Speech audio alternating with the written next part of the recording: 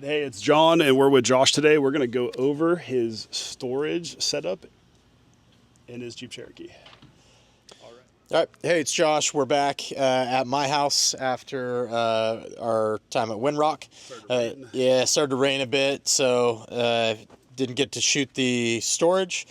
So I just wanted to give you guys a quick walkthrough of some of the storage that I did, some of the lessons learned, different things with what I figured out while doing it. This is the first time I went through and built a storage. I had a few things in mind. I like the idea of having everything in the Jeep and kind of set and in place and packed and never having to worry about going through totes, having drawers that you could open up without having to pull out.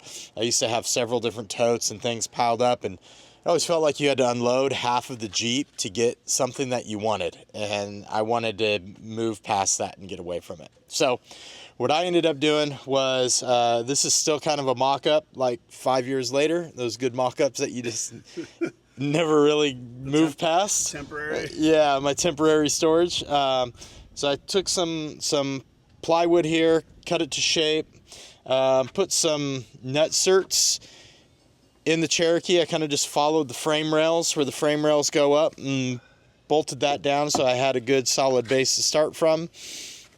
I had bought the fridge and the slides, so I knew that needed to go in and fit somewhere. So it works real nice, super solid and stable. And just mounted that and integrated it with the entire frame for the rest of the rack. So it's all tied in together with the ISCO base as well, which is pretty darn sturdy on its own. I went with 1/2-inch extruded aluminum. I wanted to keep the profile and then kind of that negative space to a minimum and take advantage of as much as I could. So mounted the fridge off to the side. I still ended up with some dead areas on the side and have always tried to figure out what to do here. I bought some small camping chairs that fit really well here and just trying to find uses for some of these spaces. And on the other side, some of the hidden pockets, I put my bottle jack and some of my recovery gear tucked back there. And I used to have, I lost it in the move, a real nice plastic table that this is literally what I built this slot for. Oh, nice. I threw that in there. I don't know. So I literally built this slot for a plastic table. It fit perfect. The little hinge clicked into place, and it was a beautiful thing until we moved and it disappeared in the move somewhere. So I had to find that table again or figure something out. But eventually I want to redo all of this. There's some changes that I would make, and even if I keep this, there are some changes I would make. Let me go over a few of those things.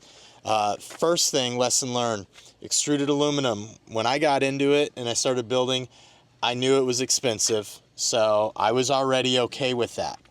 The other piece with it is it is a pain to go through, and you really have to map out because you have little nutserts for each of these that get inserted and they have to slide down the end. So if you forget something and you assemble a corner, there's a lot of times you go through and you're building it out and you think, oh, I need another crossbar here. That would be great. Well, now you're taking a bunch of it apart to get another nutsert or two in there, and it's just very time consuming to go through that learning process of building it out the way you want. Yeah. These drawers were temporary, still using them. I built them in a couple of hours before a trip. What's the material? This is just the MDF, so it's basically like, that fancy cardboard. It's really easy to work with. It's really heavy though, so obviously I'd like to use a staple gun? Just a nail gun, like a 16 gauge. But in the future, I would obviously use real wood because this will just chip off if it gets wet. It's going to be a mess. But like I said, temporary. It's been in here 5 years and it's still working good. Yeah. Dividers are great. I would have liked to have slots cut in here so I could have some dividers that I could move around and adjust front to back to keep stuff from sliding. Like sometimes I'll I'll use these. Usually the top was for food and the bottom was for the camping supplies, like cooking supplies, stuff like that. So having some dividers that I could move, I could compartmentalize stuff so drinks wouldn't roll around and smack around and different things, or whatever food I'm packing in here. The middle divider helps from the side to side sloshing, but honestly, when you're wheeling, you're banging back and forth just as much as you're accelerating and braking. So your stuff just wants to go everywhere, slam around. You need to make sure everything is as sturdy and as locked in as possible. This one is only mounted to the base. So another change I would make is up front, probably where the seat connects, tying it in somewhere up higher on the mount as well, and it would really lock in the whole thing so it wouldn't move. It does get a little bit of movement, swaying side to side. The hinges, the slides, I don't need them this big. They take monsters. Yeah, they take up a lot of space. I bought some smaller ones down here. They're huge. That helped a little bit. This is cool. I would probably go with under mounts probably in the future, something like that. And these kind with the little clickers are nice, but this bottom one, when I shut it, they latch and shut. But this one, You have to hold them down. when I push, it won't shut. You actually have to push them down and go through. I hate those. Yeah, it's kind of They're annoying. big, they're annoying. I'd rather have them where I just push it, it just shuts. These look like they'd work for like a deck. A couple other things with the learning curve. You can see this one's actually broken. This one here.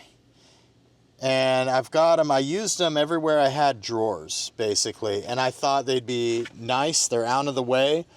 So I didn't have to worry about them. Turns out they're really weak. They can't handle the stress. And they're either breaking or sliding apart. So these little 90-degree guys here that have a bolt on each side work way better. I would definitely only stick with these 90s. Okay.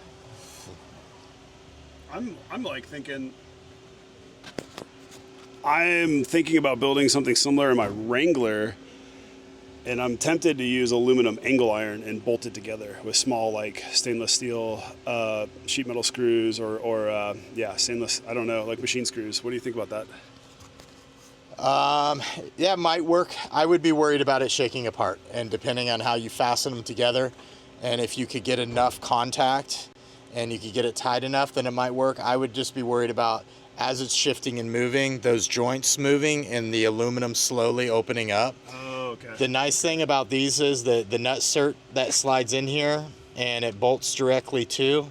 I think I have some in here we can look at. There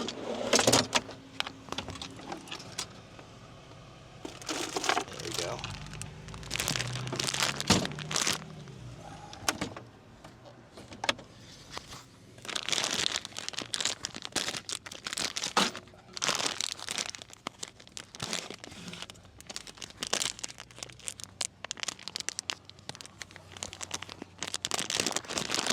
Service, or is that? That was Amazon, I think. Do they have their own brand? They have a mix of like contracted things and then Amazon. Stickers will show up before we leave. Maybe. I don't really need to bring a book though. I kind of like the idea of having some out here if I come back out here. Yeah. So here's the 90s. So they have slotted sides on each. And these guys work great for holding corners together. They kind of lock in to the grooves and the channels in here. Okay. And then you just have a little Allen button head.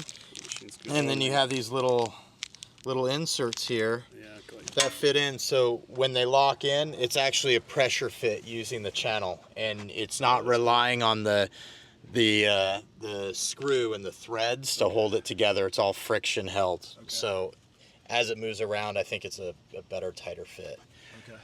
The other thing with the rack, this is a JCR aluminum rack that they came out with a while back. So I locked it in and just tied it in to my base and added some strength along the whole thing at the top, and it helped a ton. You can see I've still got a little bit of movement, and like I said, locking it in somewhere else would definitely help with that. But overall, it's been great. I love having a storage opposed to not having storage, so whatever you build, it's going to be an improvement, and it's going to be a learning process. And the temporary is going to be permanent? And yeah, the temporary will be like temporarily 5 to 10 years. So build your temporary stuff really good and it'll do good for you until you have some extra time and you do better. Let's go through a quick price. Like what do you have in this rack? Ooh, that's a great question. 150? I think I had to look up the cost of the basket. I don't remember what that was. 200? I think it was somewhere around 200, maybe more. I forget. I had to look that up. Let's just call it 200 for now. And then we can update it in the description of the video. Yeah, I know the Iceco fridge way back when I paid like $600 for it. These slides are expensive. You could build one on your own. I think I paid like $150 on sale for this slide. That's what they go for. Yeah. All these little fittings and everything, they start to add up. I have in the just like eyeball high level between the extruded aluminum and the MDF and the slides. Well, the MDF I had laying around, but if you had to buy a sheet of it, you'd probably spend like $20 on a sheet. The slides, I think they were between $20 and $30 a piece. Even for the big ones and the small ones, they were all around the same price for what I got. And between the extruded aluminum and all of the fittings, I probably have like $300 into that. So 200, let's say 300 on extruded aluminum. Let's say $20 on MDF, $20 for a sheet of plywood that you cut down, maybe $15 on screws and inserts, and then maybe 120 on slides.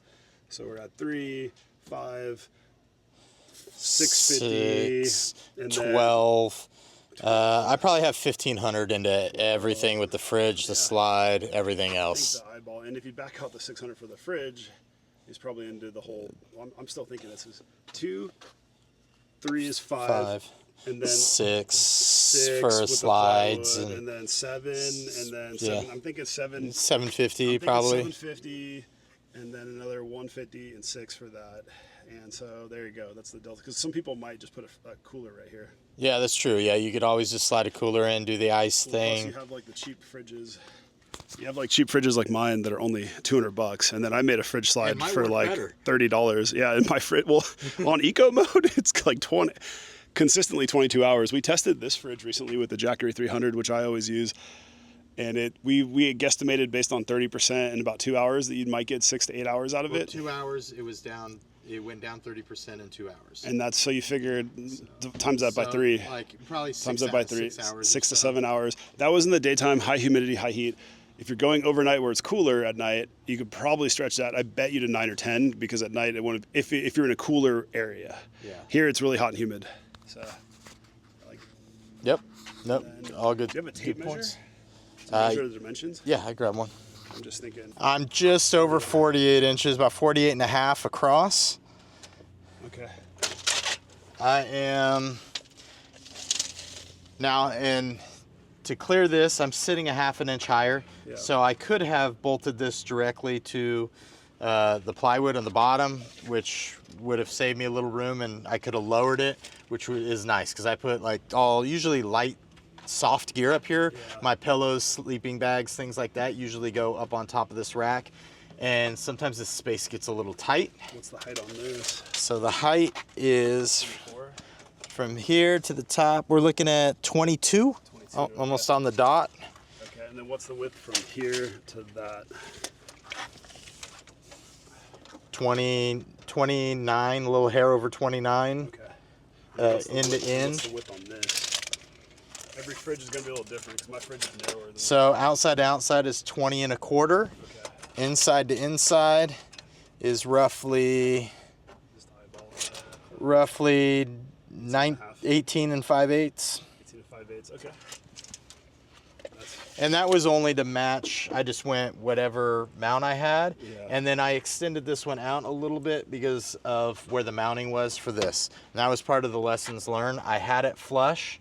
And then I realized, okay, where I need to mount this, now I need to move it out a little bit. And if you remove this deal with it. We should take a sheet of cardboard and cut it this follow this and then put the holes in it. Yeah.